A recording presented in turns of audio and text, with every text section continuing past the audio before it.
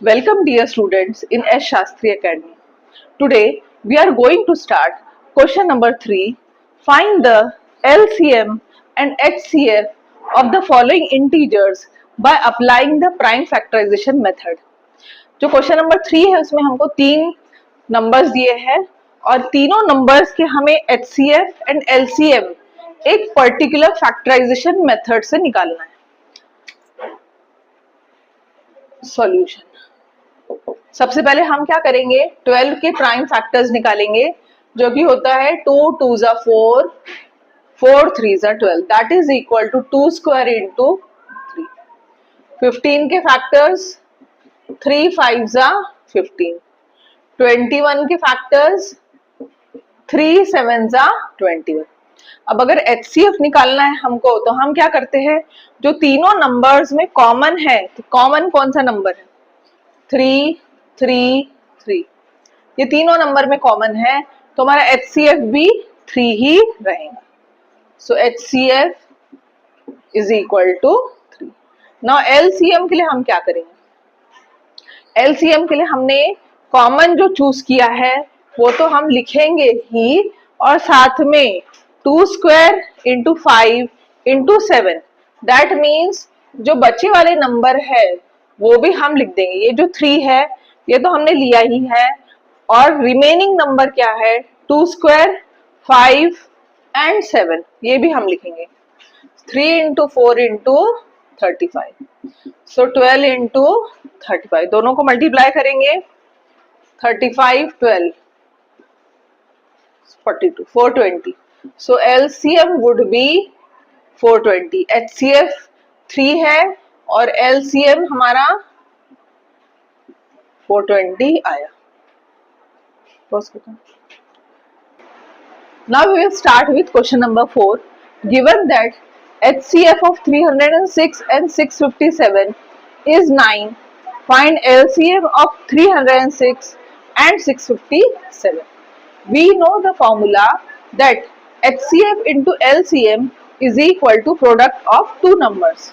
So we will write HCF of 306 into 657 into LCM of 306 657 is equal to product of, or we can write directly as product of two numbers, that is 306 into 657. अब इसका मतलब क्या है, इसका मतलब ये है HCF into LCM, कोई भी दो नंबर का HCF इंटू LCM अगर हम निकाल रहे हैं तो वो हो जाएगा multiplication of two numbers. HCF दोनों नंबर का, LCM दोनों भी नंबर का, that will be equal to product of these two numbers. So HCF हमको दिया है, हाँ 9 है, इसके बदले हम 9 लिखेंगे. LCM हमको पता करना है तो हम LCM ऑफ 306 657 लिखेंगे, that is equal to 306 into 657. LCM calculate करना है, बाकी सारे वैल्यूज को हटा देंगे. So LCM of 306 657 is equal to 306 657 divide by 9. ये जो 9 यहाँ मल्टीप्लाई में था, इक्वल टू के लेफ्ट से राइट में गया तो ये डिवाइड हो गई. नाउ डिवाइड कर देंगे हम. 9 1 जा 9, 9 3 जा 27, 9 4 जा 36. सो 34 इंटू 657 मल्टीप्लाई करेंगे. 34 इंटू 657 28, 5 4 जा 20, 22, 24, 26, 21, 5 3 15, 16 17, 6 3 जा 18, 19. So it would be 13 12 2 2 3 2 2 3 3 8. So हमारा आंसर आएगा 2 2 3 3 8 जो हमको चाहिए था. LCM of 306 657 is हमारा रिक्वायर्ड आंसर ये। मेन इसमें ये है कि formula LCM into HCF is equal to product of two numbers, बस ये फॉर्मूले भी हमको डालना है। Now question number 5। Question number 5 है check whether 6 to the power of n can end with the digit 0 for any natural number n। क्या check करना है? 6 to the power of n, n कोई भी नेचुरल नंबर है, natural number मतलब 1 हो सकता है, 2 3 4। अगर 6 टू द पावर 1 है तो 6 आएगा, 6 टू द पावर ऑफ 2 है तो 6 इंटू 6 36 आएगा। 6 टू द पावर, इसका मतलब क्या है? 1 6, 6 to the power of 2 6 into 6 36, 6 to the power of 3 6 into 6 into 6 216। तो ये कितना भी पावर रहेगा, n जो है, n की वैल्यू कितनी भी रहेंगी 1 2 3 4 10 100 1000, पर कभी भी एट द एंड पर यहाँ 0 नहीं आने वाला। और उसका कारण ये है कि 0 कब आता है? 6 to the power of n में 0 कब आता है? जब ये 6 जो है नंबर, उसके फैक्टर्स में 5 आएंगे। 6 का अगर प्राइम फैक्टर हम निकाल रहे हैं और उसका एक फैक्टर अगर 5 आता है, तब वो एट द एंड पे 0 आने वाला है। पर 6 के जब हम फैक्टर्स निकाल रहे हैं तो 6 के फैक्टर्स क्या बनेंगे? 2 3 6, 2 और 3 बनेगा। और bye the fundamental theorem of arithmetic हमको ये बताया गया है कि इसके फैक्टर्स यूनिक है। यूनिक है का मतलब है कि 6 के फैक्टर्स 2 या 3 और 2, इसके अलावा और कोई नहीं रहने वाला। दैट मीन्स 6 के फैक्टर्स जो है 2 और 3 के अलावा कोई और फैक्टर्स नहीं बनने वाला है by the fundamental theorem of arithmetic. तो इसका मतलब ये है कि 6 to the power of n को अगर हम कितना भी उसके पावर लेंगे पर उसका एंड जो है वो 0 नहीं आने वाला। तो उसको हमने क्या किया है? थ्योरेटिकल लिखा है, if the number 6 to the power of n for any natural number n ends with 0 then it would be divisible by 5। तो अगर 6 to the power of n को 0 आना है कभी तो भी, तो 5 से डिविजिबल होना चाहिए, मतलब 5 उसके फैक्टर्स रहने चाहिए।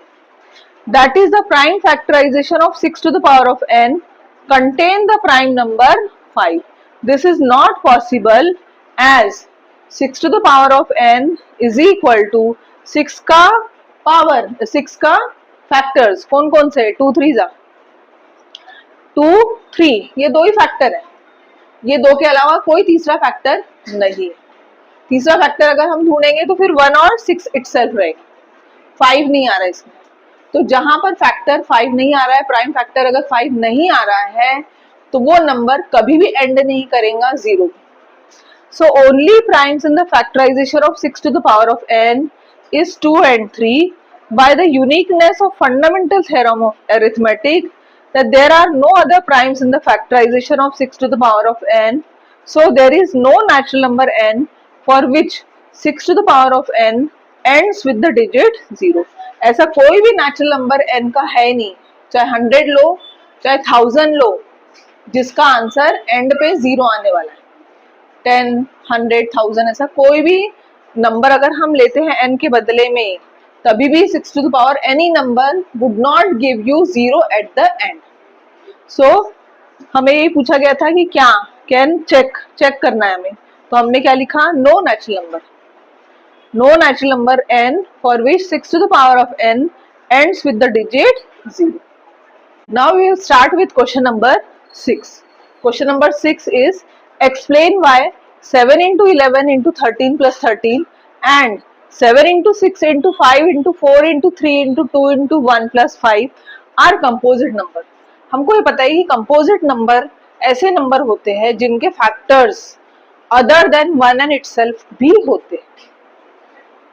तो अब ये जो नंबर हमें दिए गए हैं उसको हमें वेरीफाई करना है कि वो कंपोजिट नंबर है क्या। सबसे पहले हम जो नंबर दिया हमको वो लिखेंगे हम 7 इंटू 11 इंटू 13 प्लस 13। ये दो नंबर है, दोनों को हमें चेक करना है। Now first term second term, दोनों टर्म में से 13 कॉमन है, so will write 13 common, 7 into 11।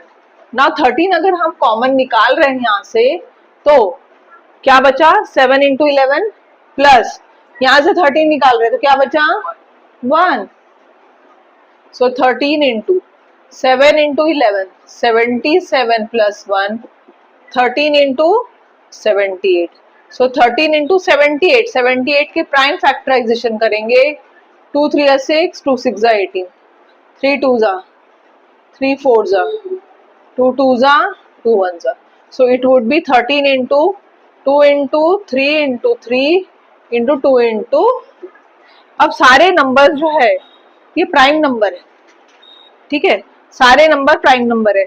और हमको क्या बताया गया है, फंडामेंटल थ्योरम ऑफ अरिथमेटिक में बताया गया है कि जो भी कंपोजिट नंबर है उनके प्राइम फैक्टर्स होते हैं, यूनिक होते हैं वो।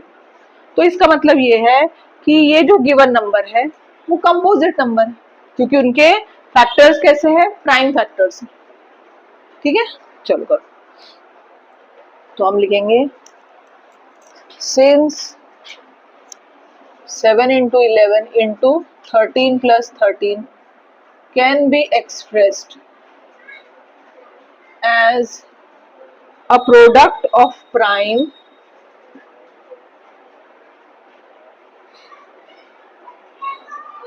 therefore it is a composite number, therefore it is a composite number। ये समझे बच्चों। ना इसी का सेकेंड पार्ट है 7 into 6 into 5 into 4 into 3 into 2 into 1, ये फर्स्ट टर्म में है और सेकेंड टर्म पे प्लस 5 है। अब हम कॉमन क्या निकालेंगे, दोनों तरफ 5 है तो 5 हम बाहर निकाल देते, 5 बाहर निकाले, 7 into 6 into 4 into 3 into 2 into 1 plus 5 अगर हम निकाल लिए हैं तो वहां बच जाएगा 1, तो हम 5 के बदले में लिखेंगे 1, सो 7 6 42, 42 4 मल्टीप्लाई कर देंगे सारे नंबर्स को, 7 6 42, 4 3 12, 12 2 24, now 4 2 8, 4 4 16, 4 8 8 10 10, so 1 0 0 8 plus 1 5 into 1 0 0 0 9। अब 1 0 0 9 जो है वो उसको हम एक्सप्रेस कर सकते हैं एज प्राइम नंबर है, ये 5 भी प्राइम नंबर है, that means composite number can be express as product of primes. तो इसीलिए ये जो गिवन नंबर है वो कंपोजिट नंबर है। सो हम लिखेंगे since 7 into 6 into 5 into 4 into 3 into 2 into 1 plus 5 can be expressed as a product of prime, hence it is composite number।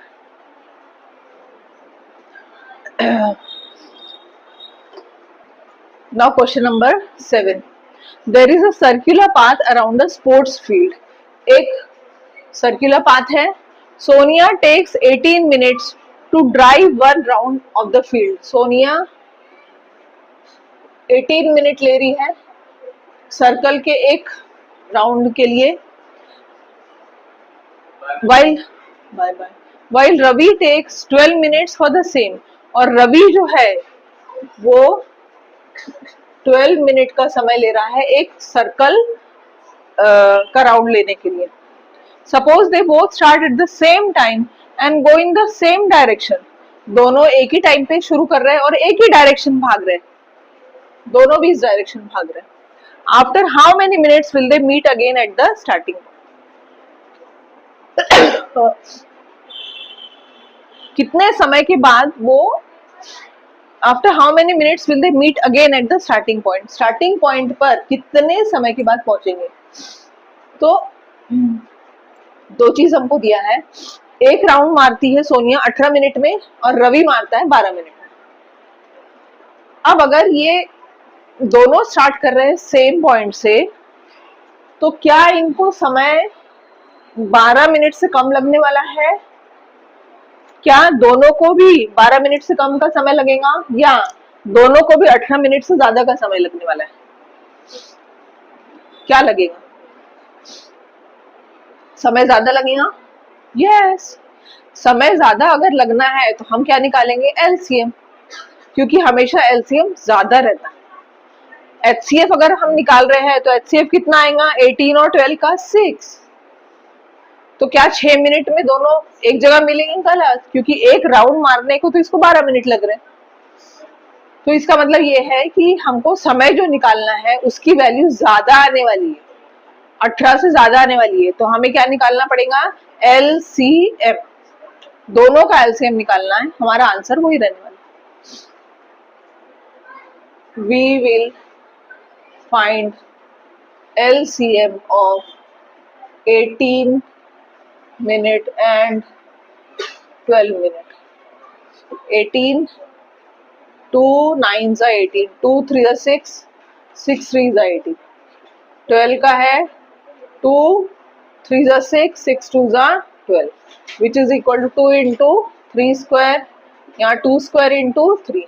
LCM में हमको पता है कि हाईएस्ट पावर हम देखते हैं 2 and 2 square, तो इसमें हाईएस्ट पावर है 2 square, 3 square and 3, so highest power is 3 square.